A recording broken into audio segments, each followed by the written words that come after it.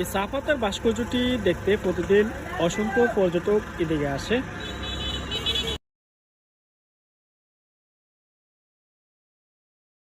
এটি হচ্ছে সুরমা চা বাগানের একটি টিলা, অর্থাৎ তেলেপাড়া থেকে সাতচুরি যাওয়ার পথে এই চা পাতাটির ভাস্কর্যটি দেখা মিলে।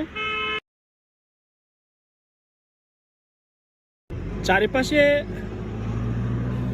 চা গাছে ভরপুর। আর এই দিকটাতে হচ্ছে ঢাকা সিলেট পুরাতন মহাসড়ক। আর এলাকার দৃশ্যটা উপভোগ করার মতন।